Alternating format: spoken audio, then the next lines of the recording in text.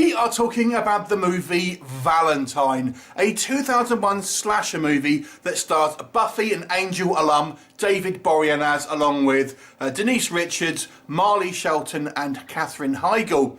Now the story obviously is a kind of Valentine theme horror movie, and it kind of focuses on this group of female friends. Now we see a kind of a prologue when they're at the school, and there is this young boy who is kind of a bit of a nerd, and he kind of asks them all for a dance and gets kind of like rejected and ultimately humiliated at the school, and ends up kind of having dire consequences because of this. Cut to kind of these girls at a modern age, and they seem to be menaced by a masked killer in a Cupid mask. Now, could it be this kind of young boy who has kind of undergone some kind of like mental and traumatic experience, pushing him over the edge, making him a psychopath serial killer, or could it be something else entirely? All of the girls seem to be getting some kind of like strange, kind of like morbid Valentine's cards, kind of like that are foreboding their deaths, for example. So what do we think of Valentine? It's actually quite a slick production, cost around 10 million to make. It was the production value for that. So it's a, you know, for this time, 2001, it was a relatively high budget kind of horror film compared to, if you think even today, kind of the majority of horror films come under that, and this was, you know, nearly 20 years ago. And at the time, obviously, David Boreanaz was really pretty hot stuff, obviously, due to Buffy the Vampire Slayer and his kind of TV show Angel. I know he kind of went off to do Bones after that, but this is kind of, I guess, when he was probably at his most popular. Never really made the transition to a movie star.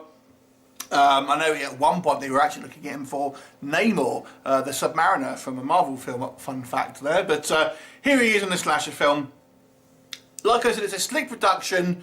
The kind of, it reminds me of those movies like I Know What We Did Last Summer, that sort of thing. All of the kind of the deaths are very kind of like overstaged and seem very kind of convenient, where things happen to be at the right place, and the bad guy, whoever it may be, you know, is able to seemingly teleport and really kind of like just be very lucky things happen to kind of like go in their certain ways. The cast is very good. It does give you a kind of a bunch of kind of like possible suspects.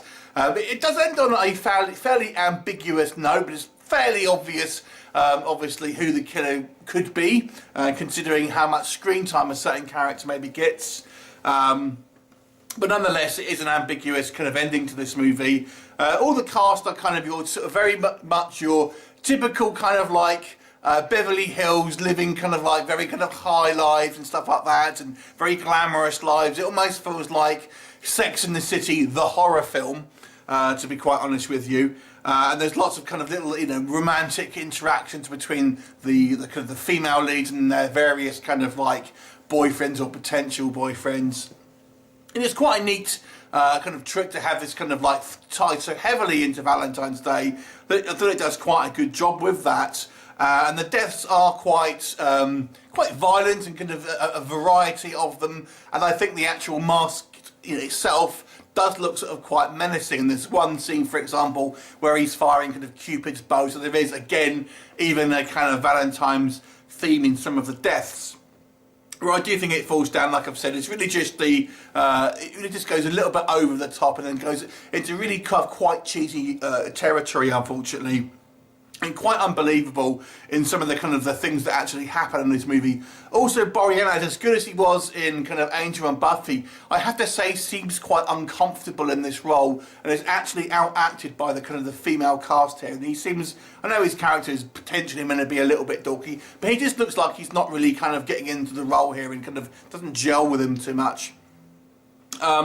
It's not a particularly gory film. There are, like I said, a few, usually the guests on screen, but it's never excessive gore, and it has a slick sheen to it all.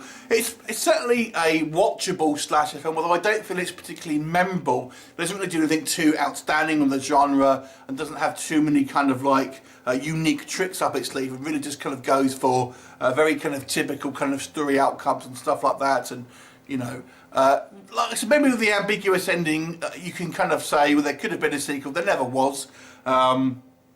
It's an okay film. I'll give it a 5 out of 10. Obviously, if you are a kind of a horror fan and you want something to watch on Valentine's, this may be the one to go for. Obviously, it's a little old now, so there's probably people who haven't seen this.